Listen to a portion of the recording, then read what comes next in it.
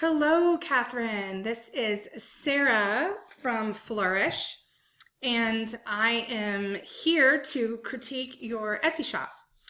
And the way that I do that is via screencast. So right now I'm recording my screen. You can see my mouse and you can hear my voice. So that way you can kind of look over my shoulder, so to speak, at me going through your shop, and I will talk about things that I see that I feel you could improve on, ways that maybe you can change some things to get more traffic into your shop and attract more buyers, because ultimately that's what it's about.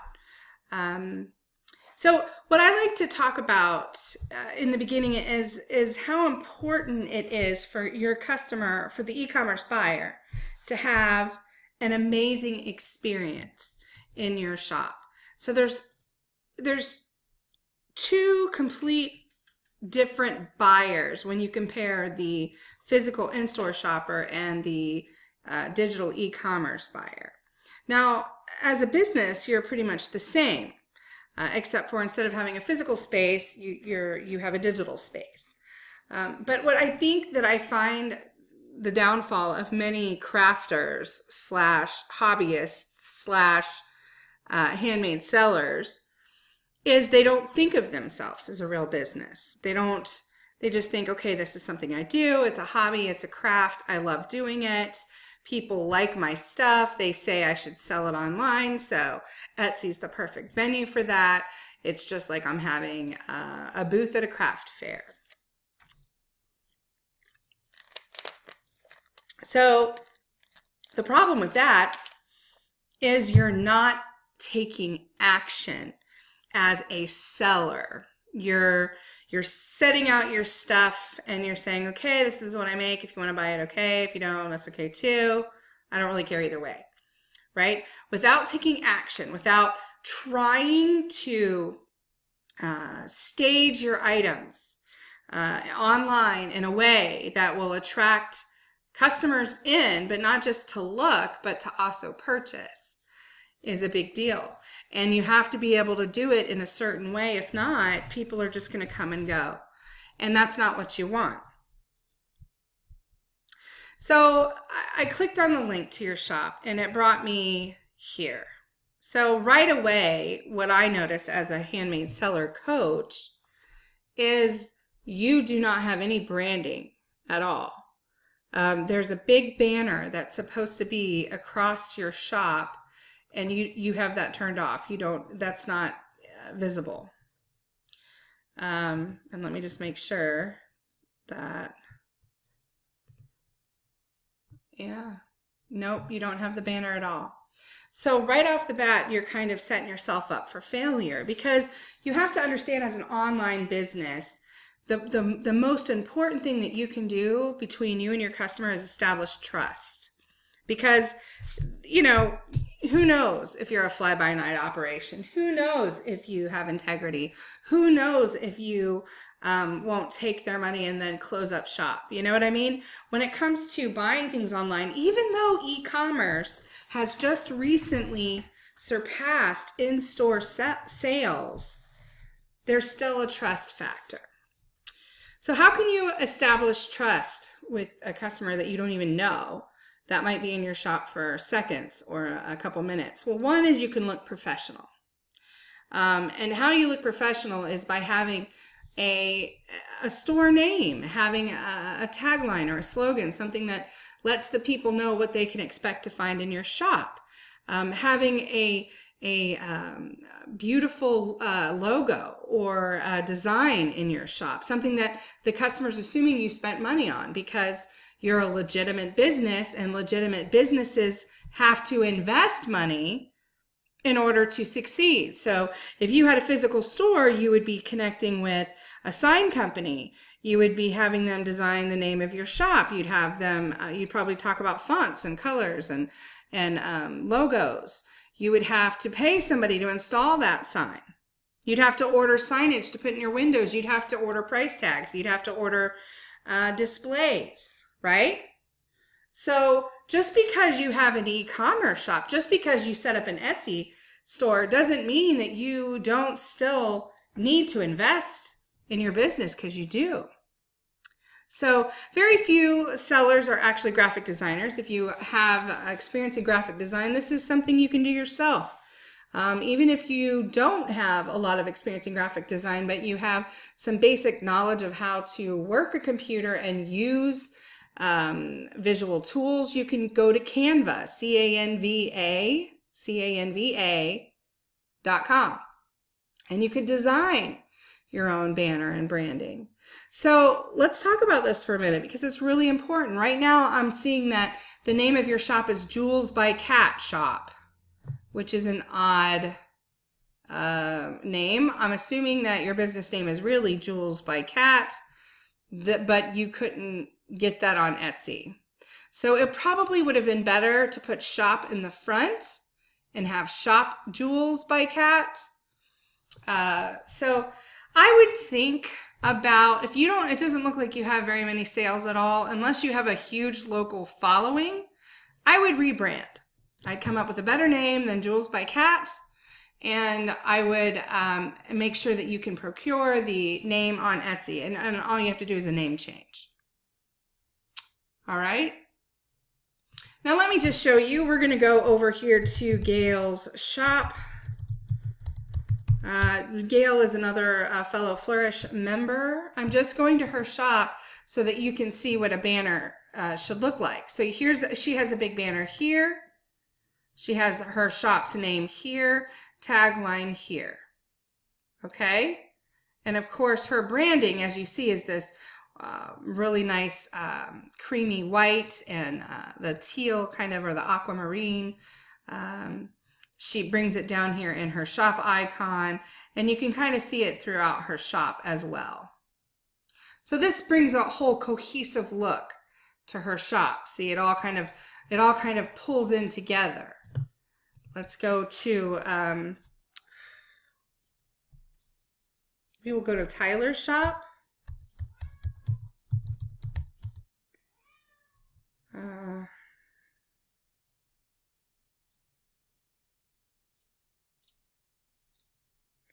I don't have her name right.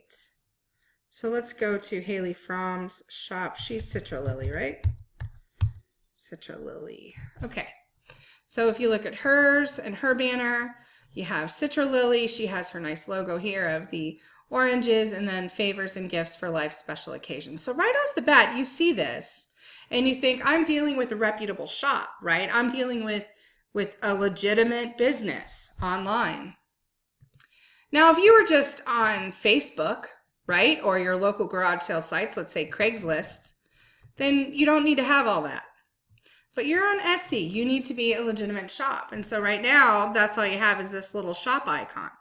So I highly recommend that you create a banner, that either have a designer do it for you or do it yourself on Canva. I would really rebrand.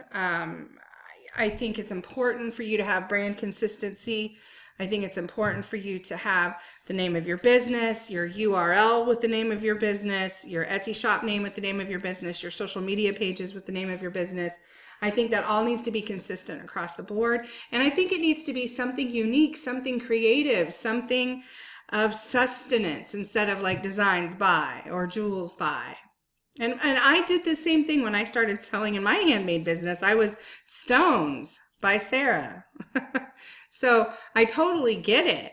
But in my experience and you know, observing shops that sell well into the 6 and 7 figures, you know, this is something that they do. You want to come up with a store name and a tagline that suits what you do. Okay, perhaps even a logo. If you're wanting recommendations on which graphic designers to reach out to, and you're serious about building your business, Jen Rogers, she's in the Flourish group. She's a Flourish expert. She is one that I recommend quite a bit. She's amazing. I also recommend Liz Rogalia, who's also a Flourish expert. These ladies can also, and their contact info can be found on the Joyful Entrepreneur website under the resources section. But definitely I would check them out. Also, Jessica Henderson, I believe it is. She's another that's really good.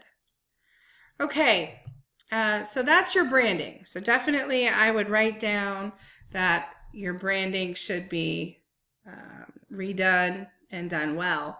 And that is the first pillar. So what is the point of your branding? What's the point that of having a good brand, of having not just establishing trust with your buyer, but also to attract in your target audience, right? Your target market. So you need to know who that is before you start branding, because you want to make sure that your brand, your font, your colors, your design, your message, your words, your photos, all of that are attracting in the specific person who's going to buy from you.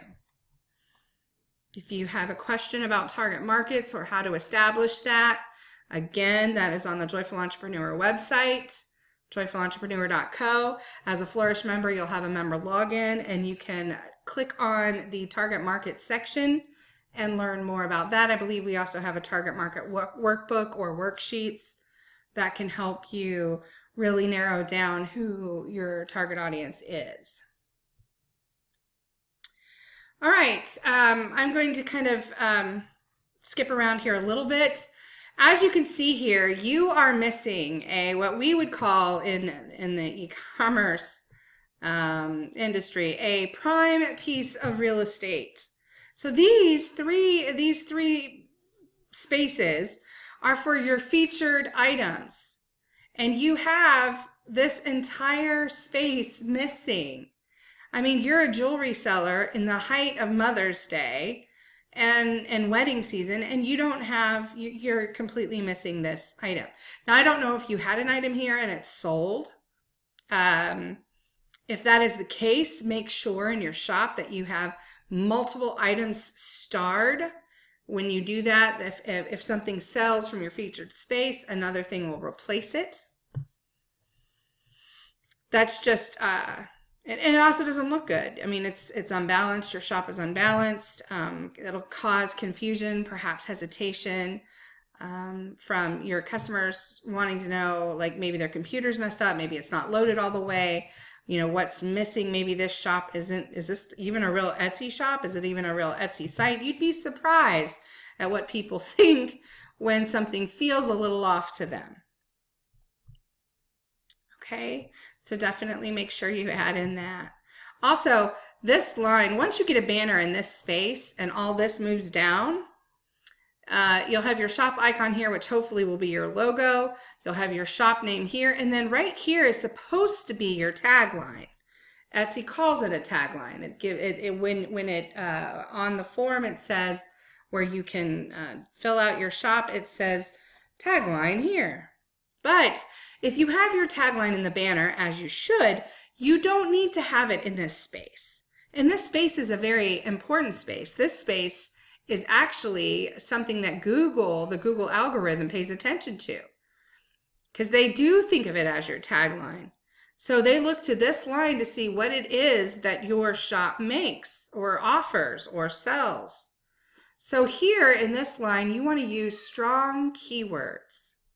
All right, beaded necklaces, gifts for her, boho jewelry, whatever. I'm not sure what your keywords are, but I would definitely use the strong ones that are coming into your shop right here in this section.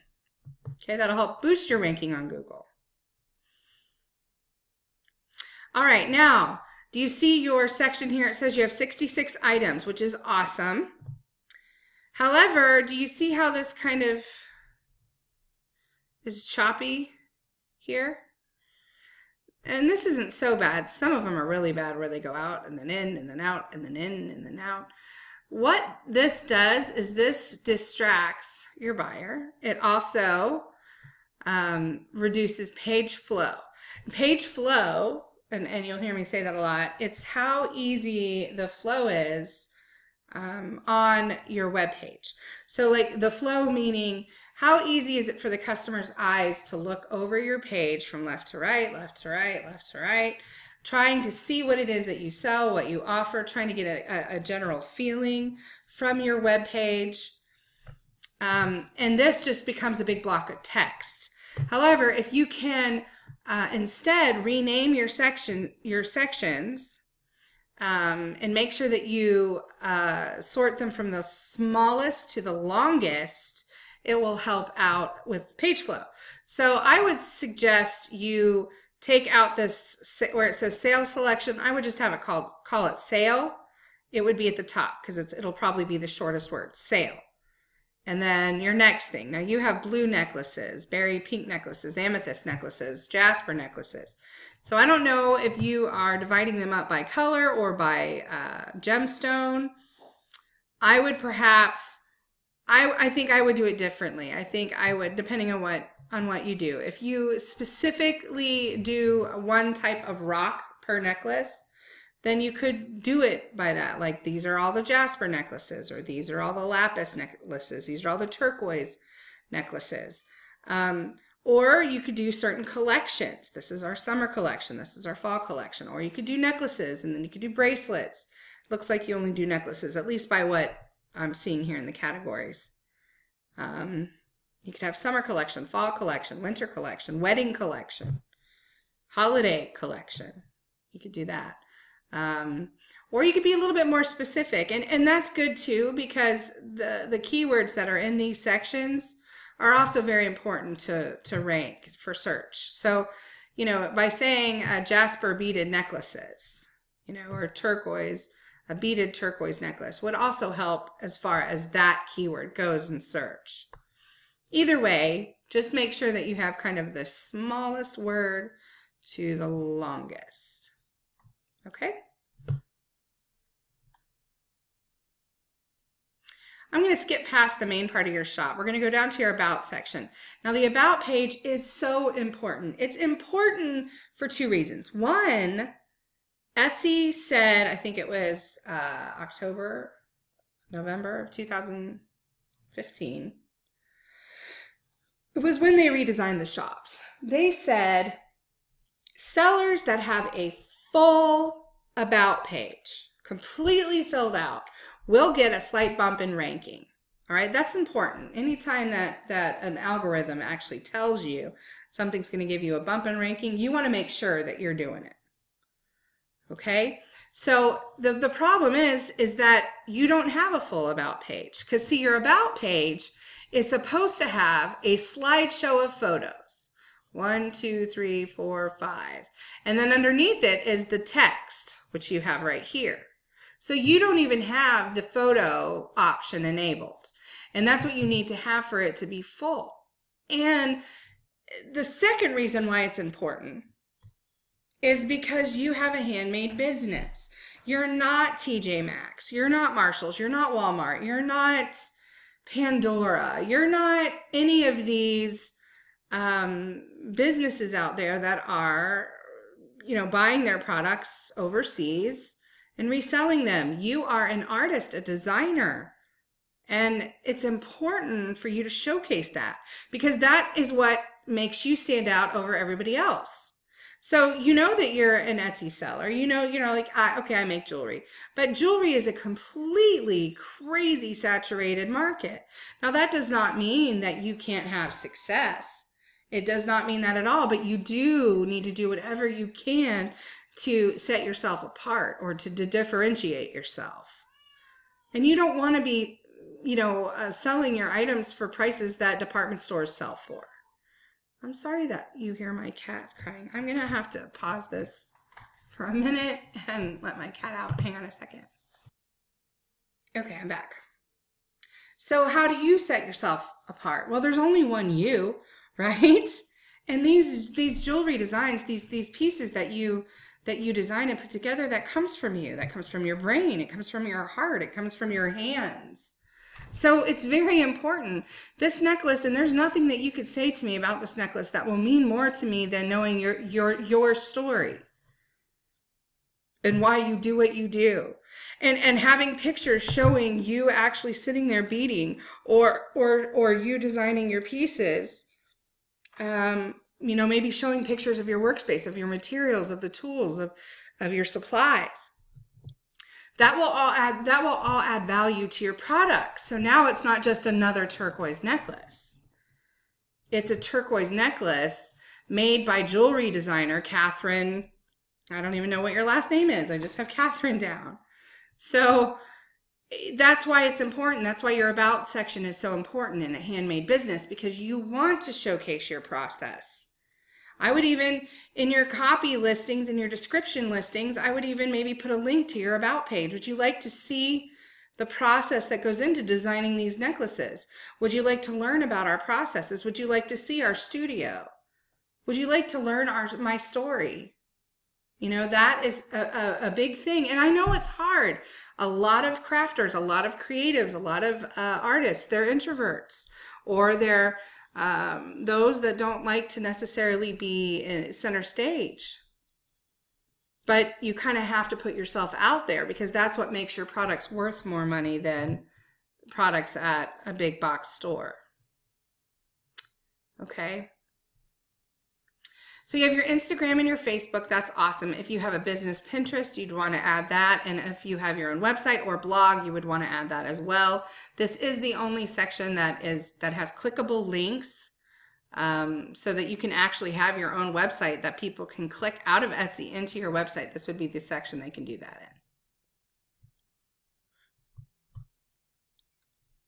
in. Okay, let's look at your prices. So you're using the 99-cent price point, which is awesome. However, when you get over $100, thought I saw one here, yeah, right there. When you get over 100, you don't have to bring the cents over. You just want to move the 9 or the 5 to the left of the decimal point. So instead of it being $139.99, it would just be $139, and that's okay, as long as you're consistent with this number. So if, in other words, if this was $99.95, then you'd want this to be $135. But $99.99, you want to move the 9 over to the left of the decimal point, which would make that $139. So you're using psychology pricing, which is good. However, I am seeing some price options that are kind of kooky. So let's kind of decide what's going on with that. So it's good that you're using the 99-cent price point. However, there are certain price increments that you want to use. You don't just want to put any number to the left of the decimal and then say 99. You want to have that also be a good price point that people will be more apt to click on. So the way that we teach and flourish, it's anything after $19.99 goes in $5 increments. So $19.99, $24.99, $29.99, $34.99, $39.99, so on and so forth. Now, me personally, anything after $49.99, I like to see in $10 increments, unless it really just can't be priced that high. Then you can go in $5 increments as well. So you're at $59.99. This should be $54.99 or $59.99. This should be $59.99 or $64.99 or $69.99.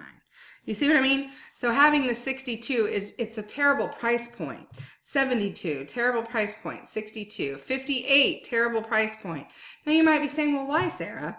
Well, like, for example, this $58.99, are you telling me that this person won't buy it for $1 more? Either way, to them, it's under 60 bucks. So you're leaving money on the table by not using it and changing it to $59.99. They're not going to say, oh, no, it's $1 too expensive. To them, they're thinking in their head it's under $60. So this could be 57, it could be 56, it could be 59. Either way, the same person that would buy it is going to buy it because it's under 60. Same with $56.99. It's over 55, it's under 60. So bump that up to $59.99. This one, either bump it down to $39.99 or bump it up to $44.99 to be under 45 bucks. Remember, people round. That's how we're taught to count, at least here in the US, is to round up or round down. So you want to be just under the number. So this should be $59.99. These are okay. This, I would honestly, I don't think I would use 2 or 4 at all. I would charge 9 for everything. So I would charge $49.99 for this, or $39.99. But, you know, again, I don't see why anybody wouldn't pay, you know, just under $50 for this. Although we got to talk about your photos. So this should be either $59.99 or $69.99. If you really want to be in that middle range, then at least change it up to the $64.99.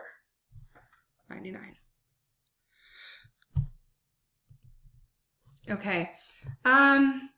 Let's talk about your photos. So your photos need a lot of work. And please understand that I'm not at all cutting you down or cutting down your photos or anything like that. Believe me, 80% of people that sell on Etsy, they have no idea what they're doing when it comes to advertising, marketing, and e-commerce. They're just trying to showcase what they sell, and they're not thinking about anything else. They don't know any better. They don't know any differently. So I understand that you're trying to provide this, you're trying to stage it, you're trying to kind of give it that rustic, hippie, boho kind of feel, but it's just a mess. It really is a mess. The lighting is horrible. I'm not even sure what you got going on here with half of this stuff. It's just awful.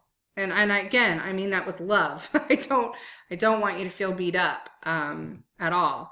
But I know in these critiques, I don't have much time, and I can't sugarcoat things. I have to be really honest with you. And I can tell you right off the bat that the worst thing in your shop right now is your photos.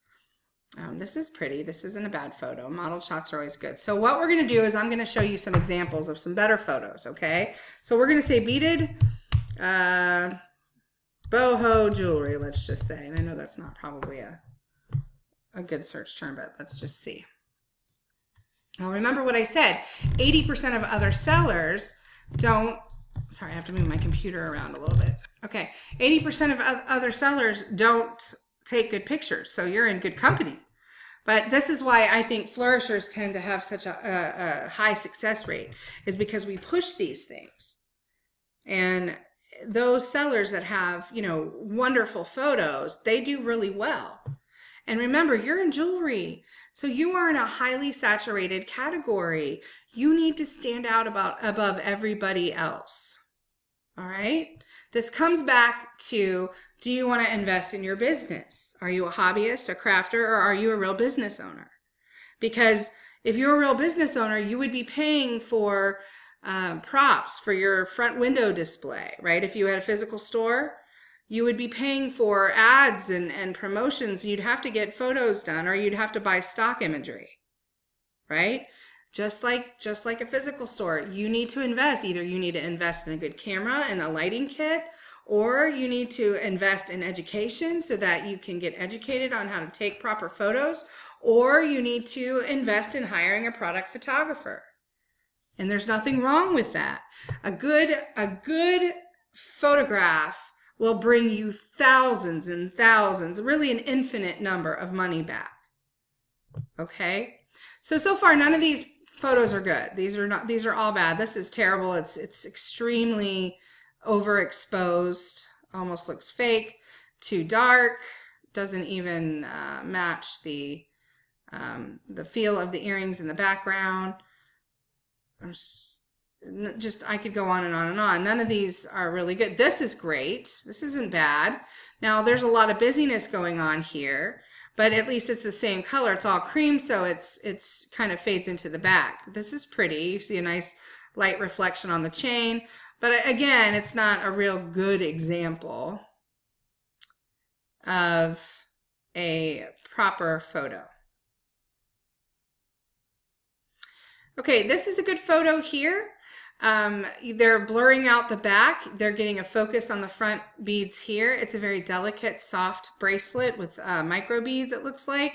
So that is something the picture depicts. It makes it look delicate. It makes it look elegant. It's very simple. It's clean. It's light. It looks professional. It's a good picture.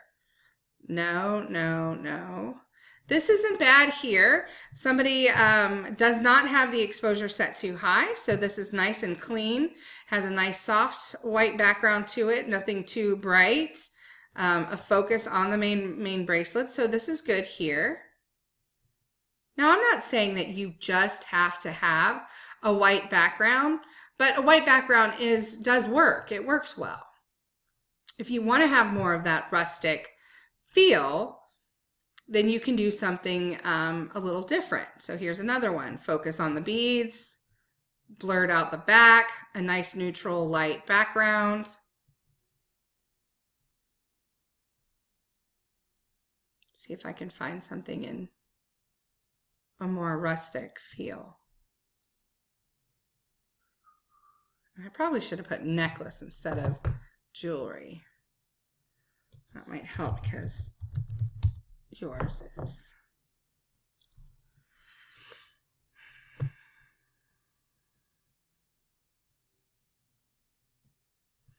Here's a pretty good picture here. Again, light background, showing the reflection off the beads. It's kind of offset, a little blurry in the back here, so this isn't bad.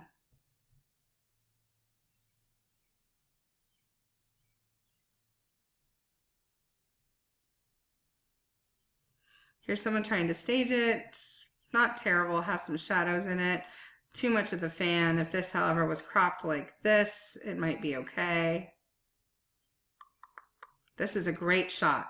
So this is, again, you have more of a neutral background. You still have a lot of nice light, nice soft light in here.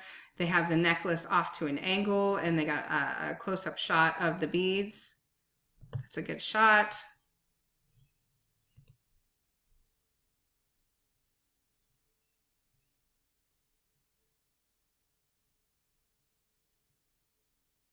Now here's a modeled shot, which is good. Modeled shots are great. Again, we have product photographers in Flourish. We have Brandy Inman. We have Amanda Radigan.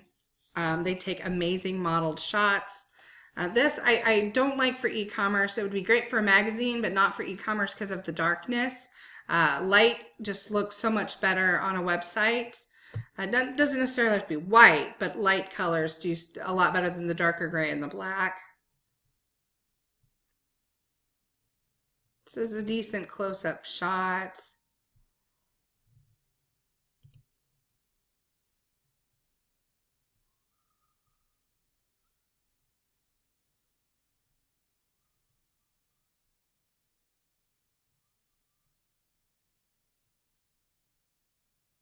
Really like to find something more. I mean, this isn't bad. I keep seeing this one with the book. It isn't bad, but again, it's just not enough light. It's too kind of dreary. This is good too, where you have a close-up of the beads on a light background. And then you could show the longer necklace out. So again, here you go. Here is more of a boho kind of rustic feel to the picture. Again, they're using a light neutral background, but it is a wood grain, so you still have that kind of rustic feel to it. Again, they're blurring out the back with a focus on the beads at the front. Now just remember, just because you're selling on Etsy does not mean that you have to show that every photo has to be a full shot of the necklace. The thumbnail can absolutely be a close-up shot, and then your subsequent pictures can show more of the length of the actual necklace. This is a great shot here. Again, they kind of laid it out, blurring the back, reflection on the beads here, a nice light, neutral, soft lighting in the background. This isn't bad, but I don't like the lines in the wood. It's distracting from the actual necklace. Now, you can visit places like Ink and Elm. Let me show you there real quick. Ink and Elm. Now, Ink and Elm is a shop on Etsy that provides photography backdrops. So you can actually go through here and find something that works well with your brand or new branding, that still gives you that feel that you want, but is light enough and bright enough to look good in search. So this is a really pretty one. This would look good, I'm sure, as a close-up. This is one of my favorite backgrounds because it's light, it's bright, it has that kind of shabby chic look, and the lines are not really defined, which is important. This is also nice here, kind of gives you more of a concrete feel to it. So you can look through them. They're amazing. They're very affordable. I think you can get like a 2 feet let's see if I can see. Yeah, 2 feet by 2 feet for like 15 bucks. It's vinyl. It rolls up real easy. Easy to use in a light box or a home setup. Okay, we're going to go back to your shop now. Basically, what I was trying to show you is how much better a photo can look with just some nice lighting and some neutral backgrounds. So again, I highly recommend that you retake your photos of your items and or ship some of your items out to a photographer and have them shot, because I'm sure these beads are gorgeous, but the backgrounds just take away from them so much and the lighting is so horrible that it just doesn't look impressive at all. Definitely doesn't make me want to spend 60, 70, 80 bucks on these things. Okay. So let's go ahead and look at your SEO. SEO would be next. Now, SEO is search engine optimization. It's how you optimize your listings and or your web page to be found in search. Now, when you hear the masses talk about SEO, they're usually talking about website SEO, which has to do with Google's algorithm and things like that. But since you're an Etsy shop, we're really specifically speaking to Etsy's search. So you want to be found in Etsy search, right? Because jewelry is a saturated category. Now you need to fix your branding and your photos first, because there's no point in ranking on the top couple pages with horrible photos and no branding, because then if people do see you and they click on you, they're going to click right out. Now you're using this title space. It looks pretty good. You're using space-space, which is nice. It looks nice. It flows nice. You have 144 characters that you can use. It looks like you're using all of them because you're missing any here, so I'm assuming that you're pretty much have used them all. Now, but I want to talk about the keywords that you're using, because that's so important. When we talk about Etsy SEO, we're talking about using the right keywords in your title and in the tags of your shop. Also, sprinkling those keywords throughout your text can help too. Now you have real turquoise necklace as your first keyword. Okay, so I type in real tur, and it comes up with the most popular and current search terms. So people are typing in real turquoise necklace, real turquoise jewelry, real turquoise beads. So real turquoise necklace is a good one. I'm not a big fan of using the word real in the front because I think that'll put you in a pile of a lot of general stuff. But I can also see how people would be searching for a real turquoise necklace, and meaning they're not looking for the generic or the fake turquoise or the synthesized turquoise. Real turquoise necklace is a good one. You got Picasso Jasper necklace. There is Picasso Jasper. There's also Picasso beads. You have real Jasper. I wouldn't use that. I think that's a waste of a keyword. Turquoise jewelry.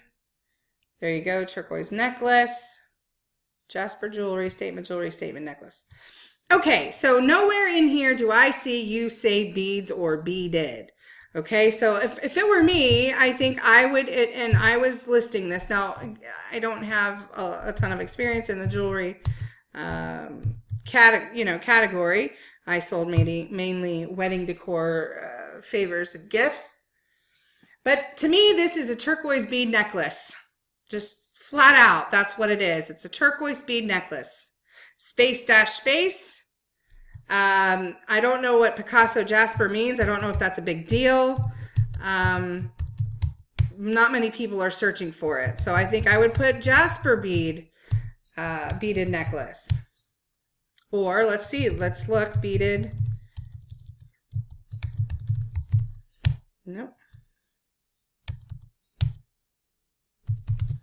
Beaded necklace is another good one. I think I would just do Jasper necklace. There you go. Jasper necklace, beaded necklace. I wouldn't put real Jasper. I wouldn't put real turquoise. Maybe at the end.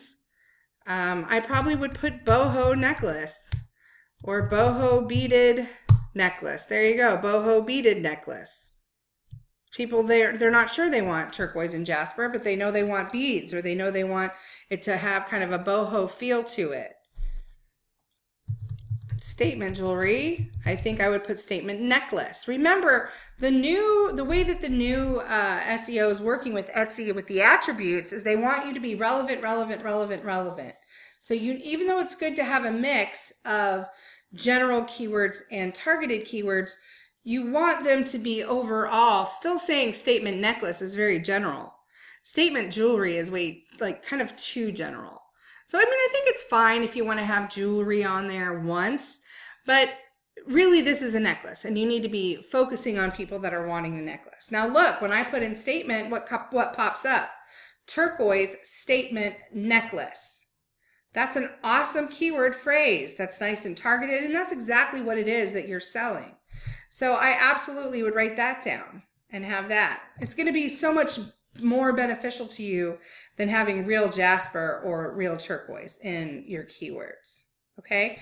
Once you get your title done, you want to copy that title and paste it into your tags so that your tags have exactly the same keywords that your title has. Now, if it can't fit, you can split it up. So example, if you had turquoise statement necklace, you could split it up into a turquoise necklace and a statement necklace down in the tags if you had to. Also, make sure you're using those keywords throughout your copy. Your copy's a little light here. As far as copy is the text that is found on your web page, your listing pages, whatever. You want to have your first paragraph as your selling paragraph. That's like your digital salesperson. You want to paint the story, sell the story, really engage the buyer on your page. The second paragraph should be specs and stats, you know, the size, any kind of specs that you need. And the third paragraph really should be you thanking people for coming into your shop and doing some interlinking like you have here. Again, this is where it would be good for you to put the link to your about page where you say something like, learn about our processes or watch our processes or whatever it is. You could click there as well. Let's say that you have a specific section for turquoise. You could say, if you like looking at this turquoise necklace but would like to see our other turquoise offerings, please click here. And that could go to your turquoise section. So there you go. That's the long and the short of it. I know that's a lot to work on, but basically, I mean, you wanted me to do the critique for a reason. So you have a lot of work that you need to do, but you sell beautiful pieces, truly beautiful, beautiful pieces. And they should shine, as should you. And I think once that happens, you'll see some significant traffic coming in. Also, I want you to think about seasons and holidays. You don't have anything specific to weddings in here, and I highly recommend that. I recommend that to everybody. Etsy is a big traffic driver for weddings. So if there's a way that you could do maybe a bridesmaid collection or something like that, and it may not fit in with your brand or what you're wanting to do, but then, you know, think about the holidays and Christmas. Think about, you know, I don't see anything specific to Mother's Day, which would have been great for you to have in there, although it's tomorrow. It's really time for you to take them down anyway. But, you know, not just having general jewelry for everyday use. A large portion of traffic that goes to Etsy is to buy gifts for some reason or another. So making some of your listings titled with, you know, gifts for her, gifts for wife, gifts for daughter. You might even want to search metaphysical. Look, metaphysical jewelry, metaphysical gifts, because of the gemstones and the properties of the beads that you're using. All those would be great. So hope that gives you a lot to think about. If you have any questions, of course, you can message me on Facebook.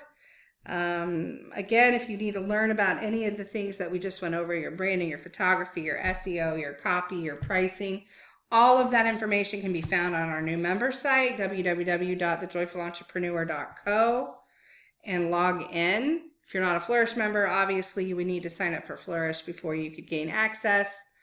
But I hope this helped, and I want to help. If you have any questions at all, so just let me know. Thanks so much and have a great day. Bye-bye.